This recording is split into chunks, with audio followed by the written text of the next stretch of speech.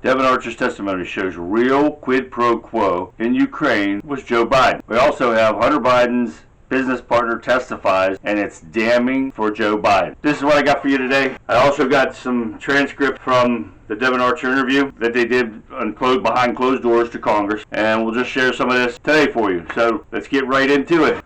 Like I said, Devon Archer's testimony shows real quid pro quo in Ukraine was Joe Biden, Comer says. All these liberals want to sit out there, and if you've watched any of the liberal news media, as soon as this came out, there was no evidence whatsoever that Devon Archer proved that Joe Biden was involved in this. Well, these idiots, I don't know what they're listening to. They're not listening to the same thing. Devon Archer proved that Joe Biden was on 20 different phone calls with the business associates of Hunter Biden. One of them, Hunter Biden, was actually at the meeting, and Devon Archer said that that Hunter Biden was selling the brand, and the brand was Joe Biden, Vice President of the United States. During this meeting, he told them, "Look what I can do." And he dialed Joe Biden and got Joe Biden on the phone. Not a week after that, he got $3.5 million sent to him. So over 20 phone calls he got from Hunter that he answered and was talking to Hunter Biden's business associate. And these idiots wants you to believe that Joe Biden was just talking about the weather. Believe that. 20 different times, different associates, and not long after these phone calls, something happened. Like the one where Ukraine wanted $1 billion from us, and Joe Biden told them, not unless you fire that prosecutor. And this is on live on video, and I believe I have the video. If I do, I'll show it to you right now.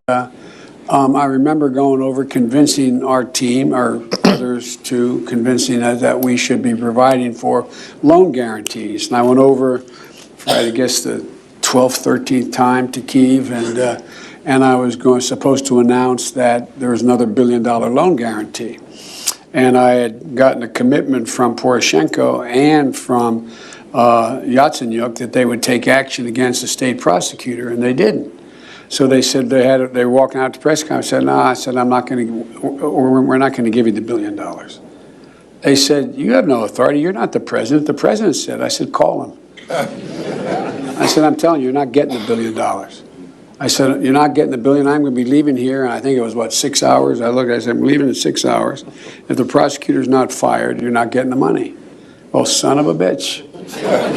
Got fired. And they put in place someone who was solid. This is the quid pro quo that they were talking about. He says it live on TV. That's illegal for a president. So just that alone will tell you how bad this is. And these liberal news, fake news media wants you to believe that Joe Biden had nothing to do with it. Now, off the top of my head, there's no evidence is what they're saying, these liberal people. All these Democrats, there's no evidence. But off the top of my head now, I'm going to the IRS record, the IRS whistleblower, the FBI whistleblower, the bank record of the phone calls from the White House, the visitors logs at the White House, the video at the White House showing him with those associates of Hunter Biden's in our White House, the emails from Hunter Biden, all the 20 shell companies in the Biden's name. Do they have the tax records for all the 20 shell companies where they were laundering the money through? That's just some of what I can remember right off the top of my head. But of course, Democrats saying there's no evidence. That there alone gives you all the evidence you need. Put that man in prison. They've got everything they need. They've got the money from China. They got just proof of what he's letting China get away with. So don't tell me that there's no evidence. Moron. Every liberal out there needs to wake up and see what I'm saying is fact.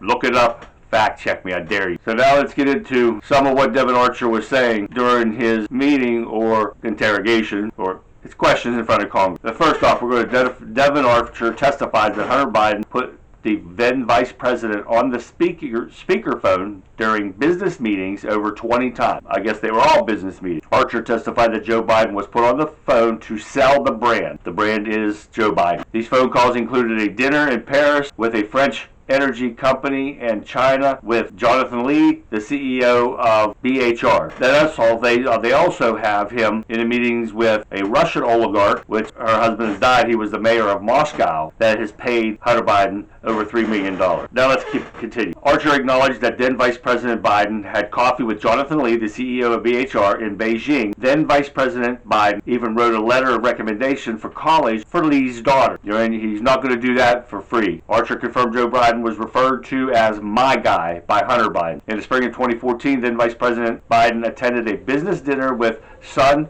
Hunter and his associates at Cafe Milano in Washington, D.C. Elena Baturina, that's the one I was talking about, a Russian oligarch who was the widow of former mayor of Moscow, attended the dinner. Notably, the Biden administration's public sanctioned list of Russian oligarchs that they were trying to censor did not include Baturina. Isn't that funny, huh? Devon Archer testified that the value of adding Hunter Biden to Burisma's board was the brand, and they quoted the brand, and confirmed that then Vice President Joe Biden was the brand. Archer admitted that Burisma would have gone out of business if the brand had not been attached to it. He believed that Hunter Biden being on the board and the Biden brand contributed to Burisma's longevity. People would have been intimidated to mess with Burisma legally because of the Biden brand. Get this one. So the name is getting them somewhere. It's like paying somebody on the street for protection so nobody messes, back in the cities days. This is exactly what they're doing. In 2015, Mykola Zlochevsky, the owner of Burisma, and Vladimir Fosarsky, an executive of Burisma, placed constant pressure on Hunter Biden to get help from D.C. regarding the Ukraine prosecutor Viktor Shokin. Shokin was investigating Burisma for corruption. Hunter Biden, along with Zlochevsky and Bazar, called D.C. to discuss the matter. Biden, Zlochevsky, and Pozarsky stepped away to make the call. This raises concern that Hunter Biden was in violation of the Foreign Agents Registration Act. So it proves that he was involved in that. That means he should have registered as a foreign agent, but he did not, which is also illegal. This all shows you how corrupt and how compromised the Biden family crime syndicate is. You don't need any more proof. You've got bank records, you've got everything, the IRS records, witnesses, FBI witnesses, phone calls, you've got it all. You've got videos of them with meetings with them. You don't need any more than that. This crime syndicate's got to end because all they're doing is trying to keep power just by indicting Trump again for a third time with fake bullshit that they're doing every time. And hopefully every time it'll fail like it always has. But this is getting ridiculous. And every time Trump wins a court hearing, it should make them pay out of their pockets, not our tax money, out of their pocket, the ones that are involved pushing this, pay him back for all the legal fees he's accruing. So let me know what you guys think, and I'm going to keep watching this stuff because every day is a new adventure with this Biden administration. And I know I missed some things, but if I get them, I'll put them on the next video.